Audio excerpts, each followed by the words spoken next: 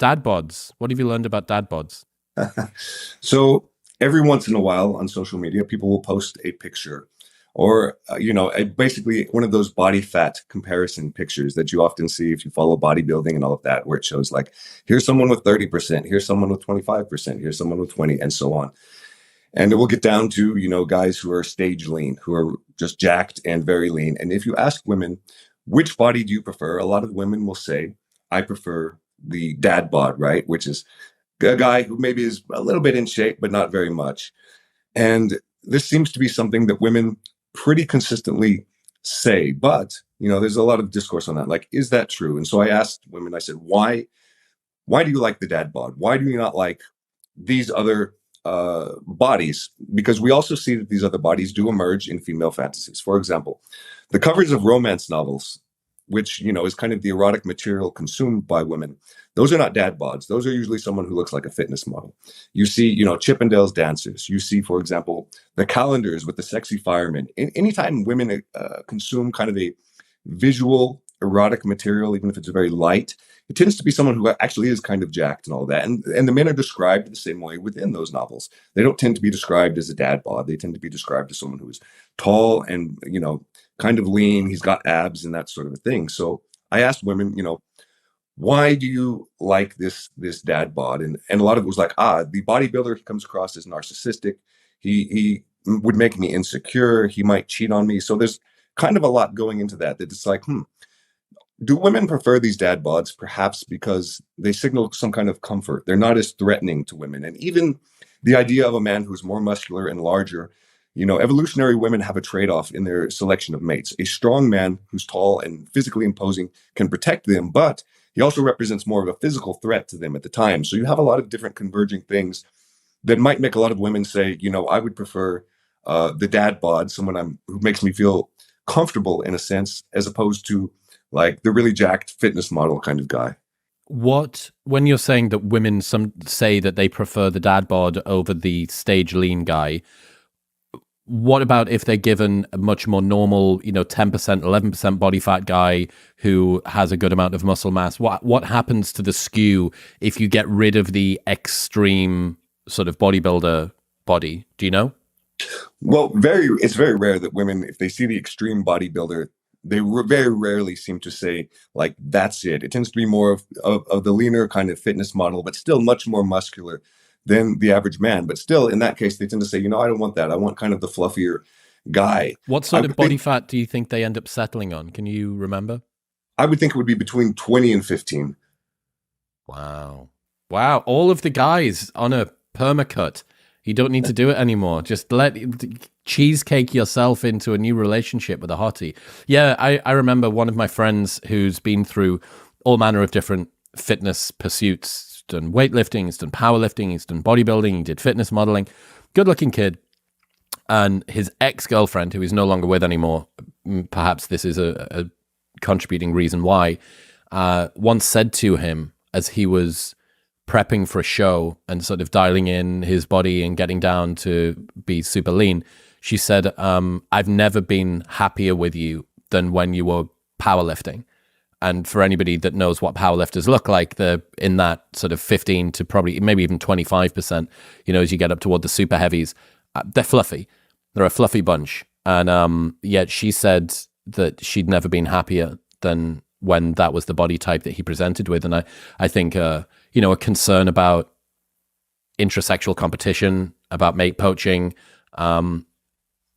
that must contribute a good chunk of it. Kind of it's not quite the same, but guys that are concerned about their partner posting bikini photos on the internet, a dude in a sufficiently well-fitted t-shirt who's walking around at 8% body fat, vascular as hell, and with a good amount of muscle mass, it's not, you can see what's going on here, right? You can make a lot of inferences about what's happening underneath the t-shirt in kind of the same way that a super party hugging dress does for women.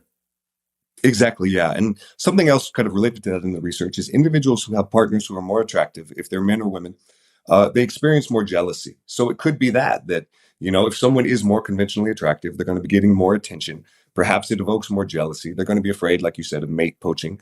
They're going to be afraid, okay, this person might cheat. And there is some actually indication that for men, but not for women, that men who are a little bit more attractive might commit infidelity a little bit more. They're going to have more sexual partners. So there can be that perception, and it's not maybe perhaps totally inaccurate that, okay, if you get a guy who's very attractive, he's got a great body or something like that, is he going to stay committed to you? Is he more likely to cheat? And that's kind of something that women said, that he seems like he could be narcissistic. He cares too much about his appearance. And, I would worry about him being unfaithful.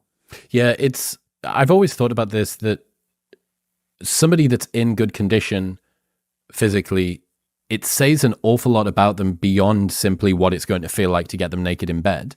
If somebody has trained consistently for a decade, you know so much about them. You know that they're probably not a massive degenerate drinker, because it would be very difficult to stick to the protocol if you did that they are reliable, that they can deal with discomfort, that they are able to overcome hard things, that they've got like a pain tolerance, which is kind of sexy, right? Like, a whole litany of different things: discipline, reliability. They've probably got a pretty robust friend group from going to the gym, all that sort of stuff.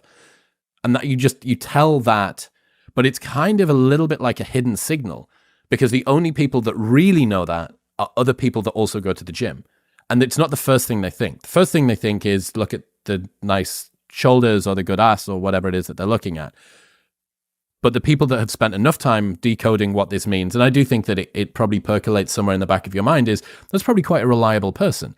But you also end up with a bit of a difficulty on the bodybuilder side. I wonder whether this is part of the allure of CrossFit athletes, that because it's not done specifically for aesthetics, guys are able to get themselves into good condition whilst not seeming like they care overly about that sort of narcissistic side of stuff.